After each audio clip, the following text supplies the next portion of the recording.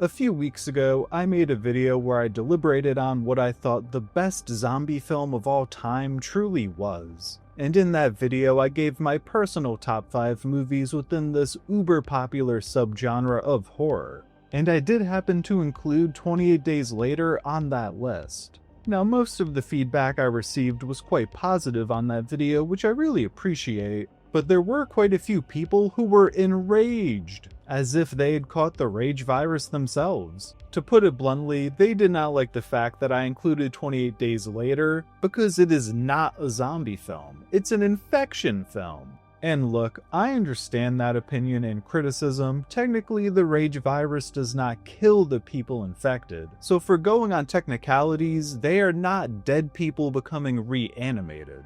But I wanted to make a response video of sorts to explain why I still consider 28 Days Later to be a zombie film. Especially because I largely just bloviated about how good 28 Days Later was in that initial video, and didn't really dive into why I think it belongs to this subgenre.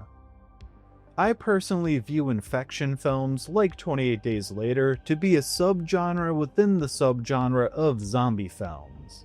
And I largely believe this because narratively and thematically, they are the same. The plight, both physically and emotionally, that our lead characters are up against is that same dread and doom that defines the zombie subgenre and makes it so unique within the landscape of horror. So much so that 28 Days Later revitalized and heavily influenced the modern zombie subgenre. Just look at The Walking Dead, arguably the most popular piece of zombie media of all time. And narratively, Rick's story is largely borrowing from Jim's from 28 Days Later. So for 28 Days Later to be so influential over the zombie subgenre, I believe that starts to form a bit of an argument for it to belong to the cinematic landscape of zombies. The same way that George A. Romero's Day of the Dead posed philosophical questions about the nature of humanity, 28 Days Later also poses similar questions, through Jim essentially needing to become zombie-like himself in order to defeat the human leader of the military camp.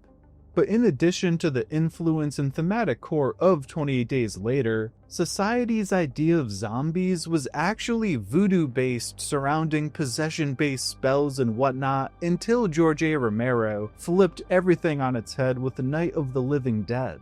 So I know people like to cite Romero's idea of zombies as the end-all be-all for what is and isn't a zombie. But even Romero himself actually changed what a zombie was previously established as and thought to be.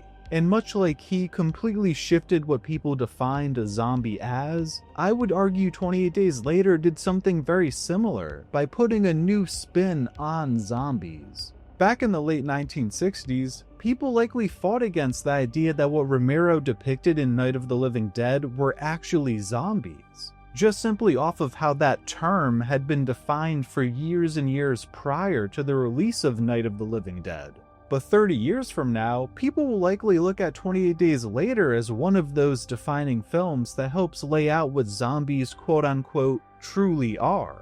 Essentially, words and phrases evolve and change over time. Try to imagine someone 1,000 years from now without the context of the social norms of our current society, attempting to differentiate the terms booty call and butt dial. It'd be very easy to think those terms mean the same exact thing without social context. So 1,000 years from now, they very well might mean the same thing. So I think it's very easy to think of terms and phrases having very strict and unmoving definitions, but in reality, historically, that's not how language works. When you look at things from a broader perspective, words change meaning and evolve constantly.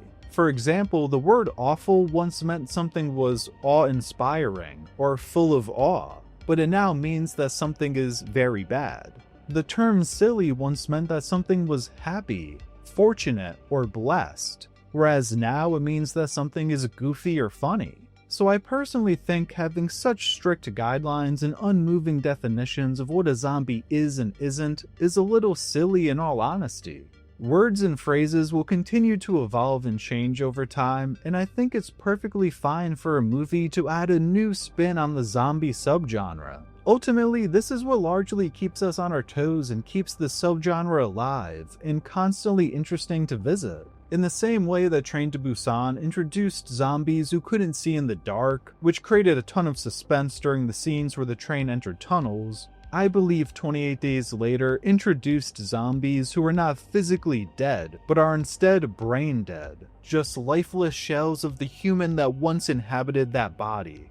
While I understand why some people make the hard distinction between an infection film and a zombie film, I don't think George A. Romero's definition of what a zombie is and isn't should serve as a permanent and universal ruling. Just as he himself changed what the public viewed a zombie as, we will continue to evolve and change our view of what zombies are and aren't. That is simply human nature and how language and words evolve over time. Which is why I firmly believe that 28 Days Later is a zombie film. In my opinion, one of the best and most influential zombie films ever put to screen. Well, if you made it this far, I'd love to hear your thoughts on all of this. Do you consider 28 Days Later to be a zombie movie? Or do you believe there should be a distinction between zombie film and infection film? I hope you enjoyed this video, and if you did, please feel free to drop a like and subscribe for more Screen Stories content. Thank you for watching, and until next time, peace.